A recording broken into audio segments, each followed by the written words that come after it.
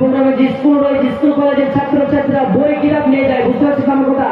বই নিয়ে যায়, পিক ব্যাগ করে, পিক ব্যাগ পেঁচে করে নিয়ে যায়। কিন্তু আমরা মাদ্রাসার ছাত্রছাত্রীরা কোরআন যখন নিয়ে যায়, কোথায় করে না বুঝে নিতে হবে কোরআনের সম্মান কোথায়, পৃথিবীর জমিনের কিতাবের সম্মান কোথায়, আল্লাহর আরশে আজিমের সম্মান কোথায়। আল্লাহ সুবহানাহু ওয়া তাআলা কিতাবের শুরুতেই বলছেন যালিকাল কিতাবু লা রাইবা ফিহি, যালিকাল কিতাব এমন একটি বই, লা রাইবা ফিহি কোনো ভুল নাই, ফিহি হুদাল লিল মুত্তাকিন, মুত্তাকিন পরহেজগারদের জন্য একটি পথ প্রদর্শনকারী। This is the book about which there is no doubt a guidelines for those conscious of Allah. Allah নিজেই সাক্ষ্য দিচ্ছে এবং তা মানতে হালাল সহকারে, হারাম সহকারে নয়। Being our creator and Lord, Allah loves and takes care of us, and He knows better what is good and what is bad for us. He has provided us with numerous foods on this earth. He has permitted us to take care and wholesome food for our own good. He has put within us same foods, so that we do not fall ill by taking them. If we take such forbidden food, in any circumstances we must avoid the haram food. We will enter Allah and God's will. Allah subhanahu wa ta'ala বলছেন কোরআন তোমাদের মেনেছি হালাল সহকারে, নামাজ তোমরা পড়বে হালাল সহকারে, ভালোবাসা সহকারে।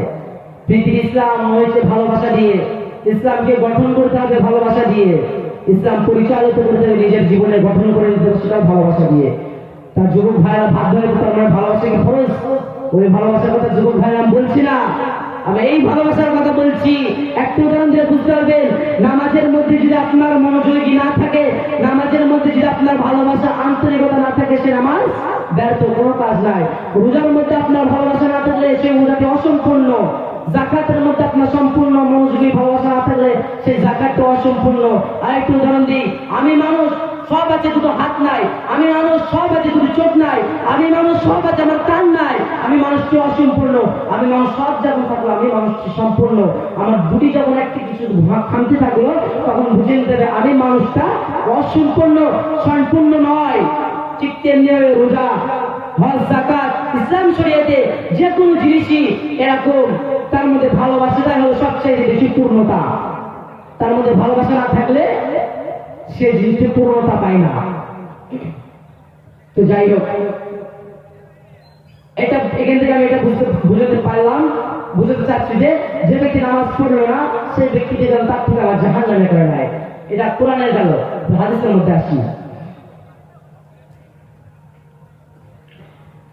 আল্লাহ সুবহানাহু ওয়া তাআলা তার পয়গম্বর রাসূল তিনি জানায়া দিলেন, হাদিস সিলসিলা, হাদিস মনে রাখবেন, হাদিস সিলসিলা সহিহ হাদিস নাম্বার 1358 নম্বর হাদিসের মধ্যে বর্ণিত আল্লাহর নবী পয়গম্বর তিনি জানাইয়া দিলেন, আউয়ালু মা ইউহাসাবু বিহি আল-আবদু ইয়াওমাল কিয়ামাতি as-সালাতু ফাইন সালাহাত সালাহু লাহু সাইরু আমালিহি ওয়া ইন ফাসাদাত ফাসাদা সাইরু আমালিহি।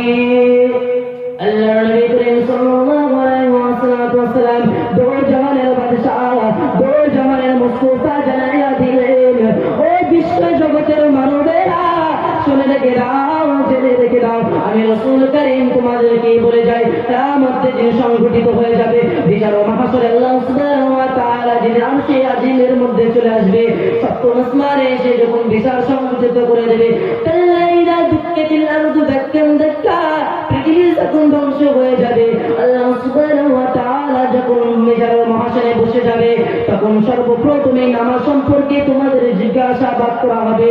ও পৃথিবীর মানবেরা, ও বান্দা বান্দীরা, কিয়ামতের দিন সংঘটিত হওয়ার আগে তোমরা আমার উম্মত নামাজ পড়ে যাও, কারণ কিয়ামতের দিন সর্বপ্রথমে তোমাদের নামাজের হিসাব নেওয়া হবে। তোমরা জীবনের মধ্যে কে কত বছর বেঁচেছো বলো, আর কত বছর নামাজ কাজা করেছো, কত বছর পড়ে এসছো সেটা বলো। আমরা যখন কোনো আত্মীয় পাড়া প্রতিবেশী, যার কাছে আত্মীয় বাড়ি যখন যাই, আমরা কিছু ফলমূল মিষ্টি এসব নিয়ে যাই, তাই না?